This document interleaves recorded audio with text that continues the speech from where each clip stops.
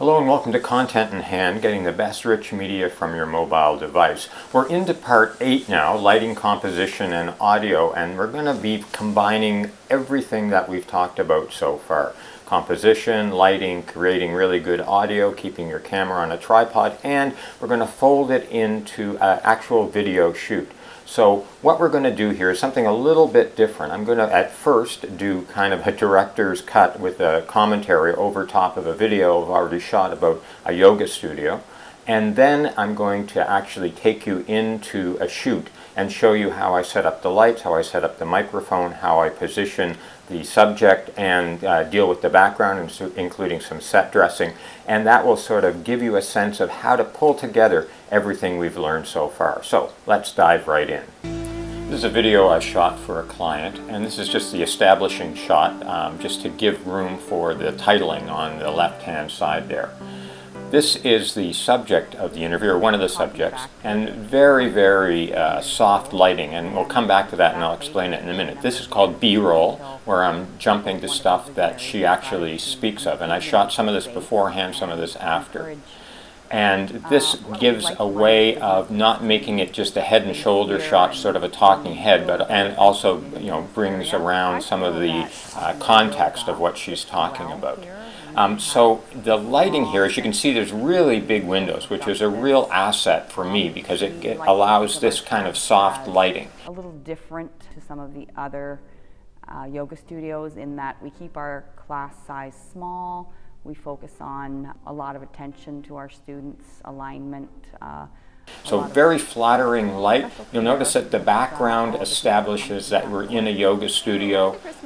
She's again talking about something that has to do with relaxation. Now I've cut to another character in the story, and this is a little bit different lighting because she's in some cases further down the studio, in this case very close to the window, and I'm just moving very slowly around the subject to give a sense of context, a sense of motion, and again that it's not just stuck on one position. Now I'm cross-fading into her, and again notice the lighting on her face, and notice that the background there was a little bit darker, and that separates her from the background. But there's that aspect of connecting movement to breath, which is one of the salient features of yoga. It's what makes it a moving meditation. In that way, you'll also notice that I've cropped her head off to the left-hand side there, rule of thirds again, and it gives more definition in the background, detail in the background. And I'm constantly cutting between what she's saying and back to what's actually going on here. It's a very passive and receptive style of yoga where the students will lie. Here, another woman. Now I've moved her into a different part of the studio just to change things up a bit. And I'm using those pillars on the left and right there on the rule of thirds. Here, just again, making use of that wonderful natural light and moving with a rig slowly around them to give a sense of relaxation and motion and tie into what she's saying. Like they're getting over the flu or a cold. A lot of the poses will open up different parts of the body. And again, keep cutting back and forth using that natural light. Here it's almost a floating feeling. The respiratory system, or supported poses that ease pain in different areas of the body that have experienced injury. I'm here to offer a little bit more into a yoga experience with a little bit of a holistic approach with the body mechanics and all. Now we've got another subject, very orangey feel. I warmed it up just a little bit to tie into that lit candle. And again, cutting back to what she's talking about. Now, if the scene is going to change dramatically, I'm going to another place. We're talking about a button program that they have. Now I'm going to use that as a segue to a similar shot in the cafe that they're talking about that uses the similar buttons. Their next class. So the idea is 5 buttons for a class. So here's the buttons. We're driving down a street, again establishing shots exterior of this cafe. Now we get the shot of the buttons, pan across, and again lovely natural lighting here. Piggybacked on that idea because we were right next door to each other, so it was kind of a good community support. How often do you come here? Every day. And they have a button program here. Do you make use of it? Yes, I do. Every day. Now we're jumping to a man who is explaining why it's of value to him. Again, B-roll, lovely lighting on his face, natural lighting, a little bit warmer, and again, contextual shots talking about the street. Now we're back to another subject. And they have a button program, and they said they were inspired by you guys. So can you explain how the button program works here? 541 is a non-profit organization that is a cafe, but it also operates with a pay-it-forward system, which is our button system. So every dollar a customer donates, a button goes from this big jar. Now you notice that there to are people another in the jar, background there, and that establishes place. You might think, well, you know, that's kind of distracting, but in fact it gives a sense of the actual place. And people can use up to 5 a day, so $5 a day, and most of our menu items are around $5. Right. So we kind of set out to... Here's a bit of motion, the guy coming into the store, and now he's come into the cafe, and there she is, and there's a guy that comes by here, so it almost creates a sense of continuous motion through. Rough. I think there's a lot of history of just drug abuse. And then this gentleman establishing shot, you can see the blue door that we saw earlier. He's coming up, cut to him talking about his experience in the cafe. So that's, I think, enough of this video just to give you a sense of how to compose shots, how to think about lighting, how to think about motion, and how to juxtapose what somebody is saying in a single headshot with what she's talking about in this case. Now we come back to her. So I think we'll leave it there, but I hope that gives you a sense of how to structure a piece, how to make use of B-roll, make use of voiceover interview, and come back to the main subject. So we just looked at how you use composition and lighting and audio and how you think through a story from a production point of view. Now I'm actually going to show you how you set up for a video shoot using lighting and audio and interviewing a subject. So here we go. Hi, this is where we pull everything together that we've talked about so far. So we're going to talk about lighting, we're going to talk about composition, and this is an actual video shoot we're going to do. So the subject's going to be sitting here. We're going to be miking the subject with this, and we talked about this before, the Smart Lab. So this mic is going to be on the subject, this mic is going to be on me, this is going to plug into my phone. This has got the lightning adapter because I have a lightning port on mine. It could just as easily be going into the regular mini jack on a phone if you don't have a lightning port. So again, this is going to go onto the subject. We're going to just clip it as close as possible to the subject's mouth because the closer the better. And she's going to be sitting here. So the lighting situation is this. It's pretty straightforward. Keeping the subject far from the wall so the shadow doesn't fall against the wall. In this case, the wall is quite a neutral color, and that's okay for this shoot. It could equally as be a busy background. We've talked about that before, creating a sense of context for the subject.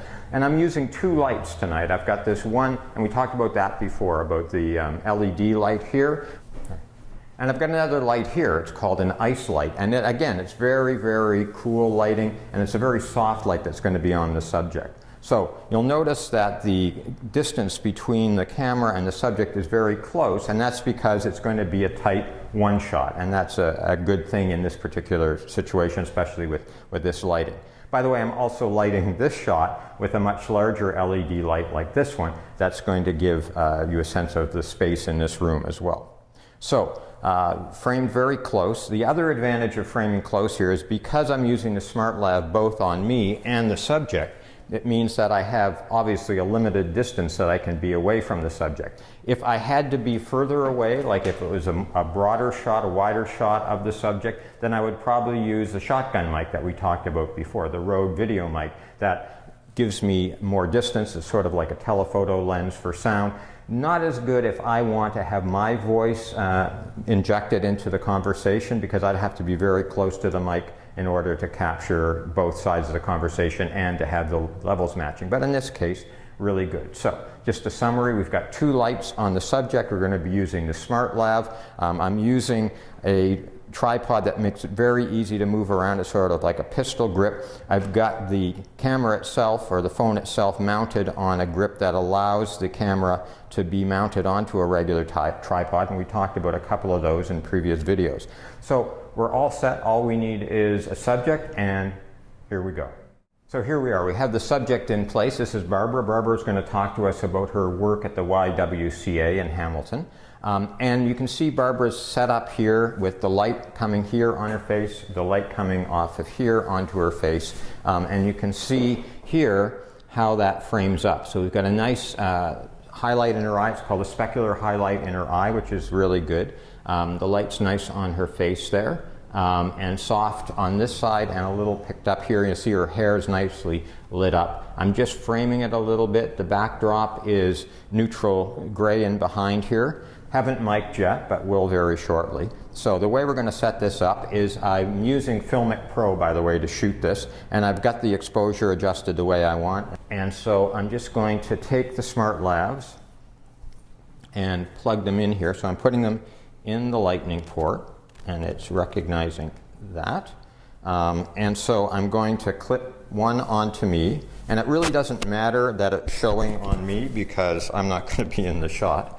But it matters that the subject gets a microphone that doesn't show up. So what I'm doing is just bringing that microphone in and clipping it on as close to the subject as possible here.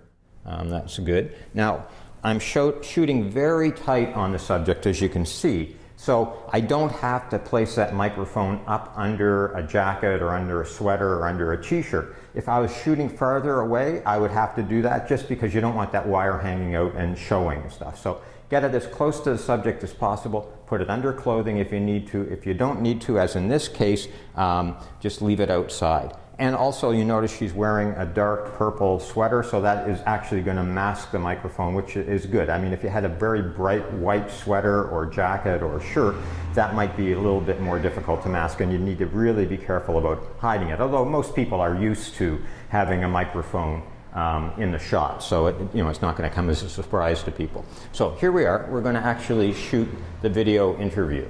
So here we go. Here's the subject. You want to make sure that they're comfortable, sitting comfortably, they're relaxed, and you talk them through the early part of the interview. So I say, Barbara, I'm just going to ask you to look at the camera lens as if you were sort of looking through the tube, and if you need to look one way or the other, you can do that during a conversation if you're just sort of gathering your shots. So Barbara, you're relaxed and you're comfortable? Mm-hmm. So we're going to be doing an interview. It should only be a couple of minutes long. If you need to pause and think about what you're saying, we can always stop and redo it. And we're just going to do it, casually. If you can look at the lens, or if you'd prefer to look at me, it doesn't really matter to me. And it's just, if you're more comfortable looking at the lens, you're going to connect with the audience more. If you're more comfortable looking at me, that's fine too. So we'll just dive right into the interview. You ready to go? Sure. Okay, so we're rolling. So Barbara, tell me a little bit about what you do. I'm a fitness instructor at the Hamilton YWCA. Right. And what does that entail on a regular basis? Like what's your day like? Well, I'm fortunate in that I only work part-time, so my half day is I teach fitness classes. I teach a core and balance conditioning class and a fitness center circuit class. And when I'm not teaching classes, I'm supervising the fitness center, make sure nobody drops a dumbbell on their foot, and also having consultations with new members. Okay, so let's just pause the interview for a sec. It's going really well. The subject is making good contact with the camera. She's being articulate. So there's no real reason, apart from explaining this, for me to stop the interview. So let's just continue. So who are the main people that come to your classes? I have a variety of participants, ranging in ages from 40s up to 70s, I would say. Okay. Now you notice that when she responded to the question, she responded in a natural way to come after what she just said. So so far in the interview, I could actually cut my voice right out of it, cut to B-roll, and it would seem like she was having a steady stream of conversation about what's happening at the YWCA. So that's great. So another way to make sure that you stay out of the conversation, if that's what you want to do, is to ask your subject to give the question back in their answer. So, for example, if I say, Barb, what are the main reasons that somebody would come to the YWCA as opposed to coming to any other fitness institute? A lot of people come to the YWCA as opposed to other fitness clubs because it's a women's organization, it's a feminist organization, and in addition to having a fitness center at our facility, we also have many other worthwhile programs that go on. Suppose you do want to inject yourself into the conversation, and that can be good. You can have a very good conversation. The advantage is that the back and forth comes a little quicker. The disadvantage is it makes it a little difficult to put in B-roll sometimes, because when you're talking, it sounds odd to have B-roll while you're asking a question. So you should really only have the B-roll happening when the person is answering the question. So let's try a bit of that exchange. So Barb, what do you get the most out of being an instructor at the YWCA? Well, I enjoy the exchange with members, their appreciation after a class, that sort of thing. And how often do they do that? Well, they generally thank me after a class, a little round of applause, and say that they've enjoyed the class, or sometimes that they're exhausted now but feeling good about it. Good. Okay. So there you go. A little bit about how to set up for an interview, how to light for an interview, how to mic for an interview, how to interact with the subject of an interview, make sure the mic's in the right place, that they look good. Everything you need to do to make a good video production, especially in this case for a single person interview shot, which is often what you'll be doing. So thanks for watching. Hope that was helpful. And that's it for part 8. We're going to be diving into post-production in part 9, and that's where I'm going to show you how to use Final Cut and a bit more detail of iMovie that we talked about back a couple of sessions earlier, to really take the stuff that you shot and turn it into a final video product. So stay tuned for that. Thanks for watching this one. I'm Wayne MacPhail. Talk to you later. Bye-bye.